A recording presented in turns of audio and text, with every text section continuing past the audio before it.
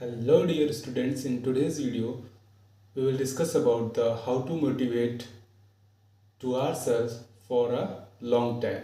Okay, हो सकता है आप अपने आप को किसी अच्छे काम के लिए, चाहे वो आपका कोई इंट्रेंस एग्ज़ाम हो या फिर कुछ कुछ भी हो सकता है, कुछ आपका कुछ एक्टिंग का करियर हो सकता है ना, कुछ आपका कुछ कोई हॉबीज़ हो सकती हैं, कुछ भी हो सकता है। ठीक है, उसमें आपको अपने आप को किस तरह से मोटिवेट रखना है ना। सबसे पहली बात तो इंटरेस्ट होना ज़रूरी है। ठीक है ना, कुछ भी कर रहे हो ऑब्वियसली आप इस वीडियो को तभी देख रहे हो जब आपका इंटरेस्ट है। ठीक है, लेकिन आप उसको कंटिन्यू नहीं कर पा रहे हो, तो आपको बस कंटिन्यू किस तरह से रखना है, तो उसी के लिए मैं आया हूँ।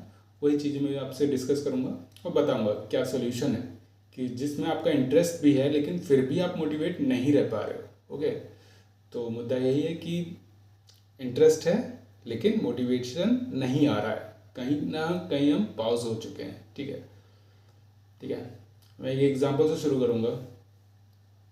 ठीक है, हम जैसे कोई मैं ही हूँ, बैडमिंटन खेल रहा हूँ। ठीक है, अब एक 6 साल का बच्चा है। ठीक है, मैंने उसके साथ बैडमिंटन खेलना शुरू किया। अब इजीली मुझे पॉइंट्स तो मिल ही जाएंगे, 6 साल का बच्चा है, उसकी स्किल्स भी इतनी अच्छी नहीं है। हो सकता है कोई अच्छा हो, उसकी स्किल्स अच्छी हों, लेकिन इसकी स्किल्स अच्छी नहीं है 6 साल के बच्चे की, तो ईजिली मुझे पॉइंट मिलते जा रहे हैं। अब बताओ मुझे यहाँ पे इंटरेस्ट आएगा? बिल्कुल नहीं आएगा। ठीक है, अब इसी के अपोजिट अगर मैं देख लूँ कि सानिया नेहवाल से मेरा मैच हो रहा है, ठीक है, पॉसिबल नहीं है लेकिन हो रहा है।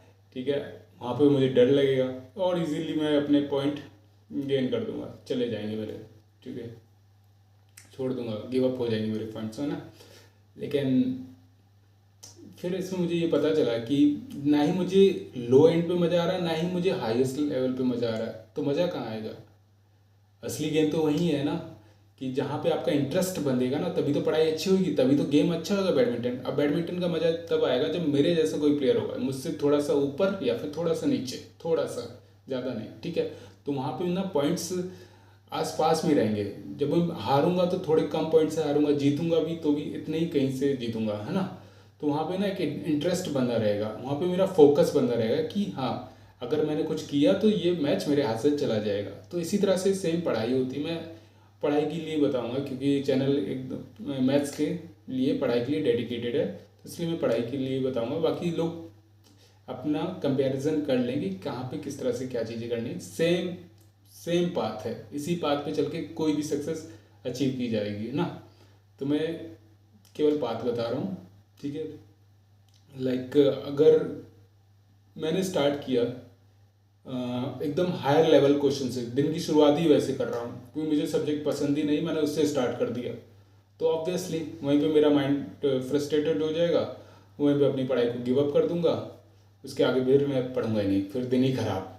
ठीक है, या फिर एक तरफ मैंने स्टार्ट किया एकदम लो से, सबसे सबसे ज़्यादा इजी कुछ भी कोई भी सब्जेक्ट होगा आपके लिए भी, उससे स्टार्ट किया।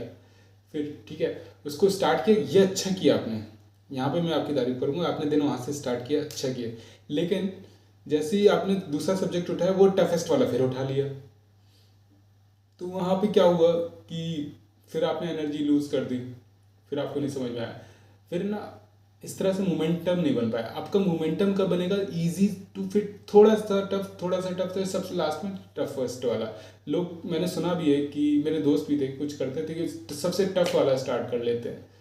सबसे अगर टफ वाला अगर आपने सबसे पहले उठा लिया ना, तो दिक्कत आप ही को होगी, क्योंकि आप ही समझ सकते हो कि वो टफ है, तो उसमें आपकी कितनी एनर्जी लग जाएगी उसको समझने में। और दूसरी तरफ अगर आपने इजी से स्टार्ट किया तो आप मोटिवेटेड रहोगे, तो वो मोटिवेशन वाली एनर्जी आप टफ वाले में सबसे लास्ट में लगा सकते हो, है कि नहीं। अगर देखिए, टफेस्ट वाला इसलिए टफ लग रहा है क्योंकि आपके पास कोई मोटिवेशन नहीं, आपने दिन ही वहीं से स्टार्ट किया और फिर और ज़्यादा खराब हो गया क्योंकि आप उसमें कुछ कर नहीं पाए। लेकिन आप आखिरी में लेके जाओगे ना, आप अच्छी एनर्जियाँ लेके जाओगे लास्ट वाले टॉपिक पे, तो वो कुछ अच्छी एनर्जीज आप लेके गए लास्ट वाले जो भी टफ सब्जेक्ट था, तो वहाँ पे कुछ आपको हेल्प मिल जाएगी। वहाँ से आपका एक कॉन्फिडेंस लेवल था ना, ऑलरेडी बूस्टअप था, जो जहाँ तक आप पहुँचे थे लास्ट तक। लेकिन फिर अब जैसे ही आप लास्ट वाले पे पहुँचोगे ना, तो फिर वो कॉन्फिडेंस लेवल उसमें कुछ हेल्प कर देगा लास्ट वाले सब्जेक्ट में। ठीक है, तो यही होता है। इसी तरह से पेपर में भी सुना होगा कि पेपर देते टाइम ना सबसे इजी वाले क्वेश्चन फटाक फटाक कर लो, अगर फिर अपने धीरे धीरे लेवल बढ़ाते जाओ, सबसे टफ वाला सबसे लास्ट में, है ना। मैं भी इसी तरह से करता हूँ, तो अच्छे खासे क्वेश्चन बन जाते हैं। ठीक है, अगर आपने टफ वाला स्टार्टिंग में ले लिया ना क्वेश्चन पेपर जो भी आप पेपर दे रहे हो, तो फिर समझ लो अगर वहाँ पे आप फंस गए तो पेपर वहीं के वहीं खराब भी हो जाता है। ठीक है, तो सिंपल फंडा क्या है कि मिडिल पाथ अपनाना, ना ही हमको लो पे जाना है ना ही हमें हाई पे जाना है, हमें जाना सबसे लो से धीरे धीरे धीरे धीरे step by step high level तक। तब आपका ये चीज़ें अपने आप ही शॉर्ट आउट हो जाएंगी, मोटिवेशन यहीं से बन जाएगा। फिर आप जैसे ये कर लोगे, जैसे ही आपने एक दिन अच्छा निकाला, ये एक दिन अगर आपका अच्छा निकल गया ना, तो नेक्स्ट डे इसी तरह से अच्छा निकलेगा।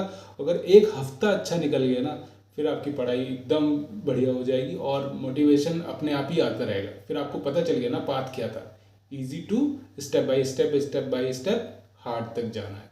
ठीक है, तो यही था आज की वीडियो में। मिलते हैं नेक्स्ट वीडियो में। अगर वीडियो अच्छा लगा हो तो प्लीज़ चैनल को like and share and subscribe करना बिल्कुल भी ना भूलें। Thank you so much.